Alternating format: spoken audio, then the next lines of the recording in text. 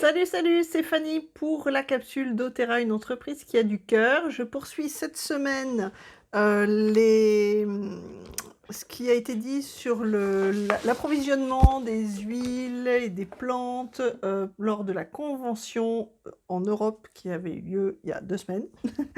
Et donc il y avait eu une question sur euh, les salaires des producteurs d'huiles essentielles. Alors, il faut bien se rendre compte qu'il y a à la fois des personnes qui travaillent aux récoltes des plantes, il y a des personnes qui travaillent sur les produits finis, donc les huiles essentielles en elles-mêmes, qui distillent, et il y a aussi toutes les personnes qui travaillent pour ces personnes-là, des salariés de ces fournisseurs.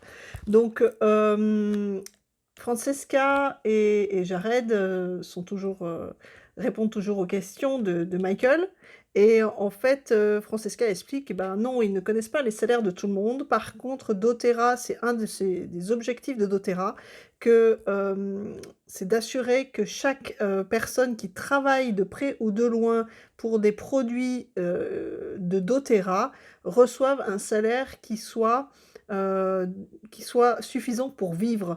Pas le salaire minimum légal du pays, ça, parce que ce salaire-là ne suffit pas forcément à vivre, mais vraiment un salaire décent pour vivre. Donc ce montant est souvent juste, il est basé sur le prix du marché et il est équitable. Voilà les infos qu'ils ont pu nous donner. Jared a ensuite répondu à la question: est-ce que toutes les huiles sont rattachées à un projet de co-impact, d'approvisionnement co-impact? Et en fait, non. Tout simplement parce que doTERRA se fournit dans plus de 140 ingrédients naturels. Il y a parfois des toutes petites productions qui sont mises à l'intérieur de certaines synergies, mais dont les volumes ne sont pas suffisants pour créer un projet de co-impact sourcing.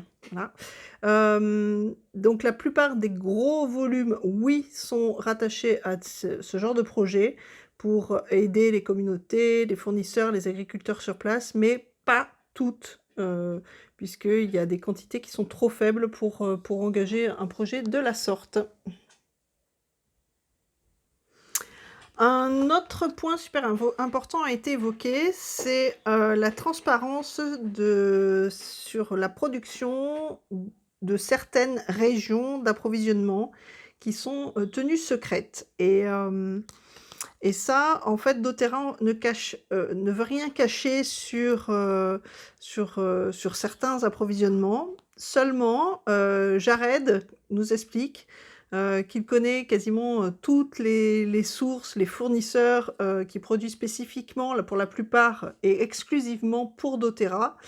Et ce, sur 6 continents, mais lui, il est plus affilié à l'Europe de l'Ouest, l'Inde, le Népal et l'Afrique du Sud. Et il explique que s'il y a certaines sources qui ne sont pas mentionnées, c'est tout simplement, pour protéger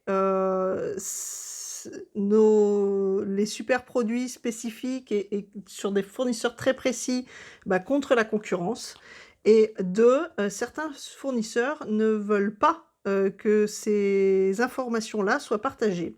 C'est une protection des intérêts commerciaux de doTERRA. Et puis, il faut savoir que si la concurrence venait à savoir où doTERRA se fournissait pour certaines huiles, en particulier sur des petites productions, la concurrence pourrait créer une pression qui serait inutile sur les marchés. Ça modifierait le marché et les prix. Et doTERRA veut pouvoir maintenir justement un salaire décent, garder un prix équitable et juste et compétitif pour nous, les utilisateurs. Et les hausses de prix, comme il explique, ne sont jamais profitables pour qui que ce soit.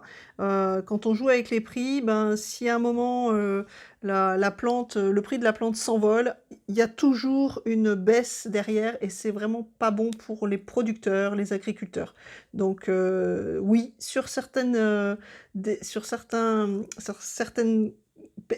pays d'approvisionnement, excusez-moi, eh ben oui, il y a encore des sources que doTERRA ne partage pas, justement, pour se protéger et pour protéger ses agriculteurs. Pour finir, il y a eu une question: «Est-ce que doTERRA est une entreprise qui fait des tests sur les animaux?» Et Francesca explique que bien qu'il n'ait pas le certificat d'entreprise, ça s'appelle cruelty free, et bien doTERRA ne fait aucun test sur les animaux. Voilà, ce sera tout pour aujourd'hui. La semaine prochaine, on verra aussi tout un tas d'informations super intéressantes sur la qualité des produits, les tests qui sont effectués, s'ils sont bio, heu et si on peut visiter des endroits où de production. Voilà, encore, d'autres infos super, passionnantes que je vous réserve pour la semaine prochaine. Je vous souhaite une belle semaine. À très bientôt. Des bisous.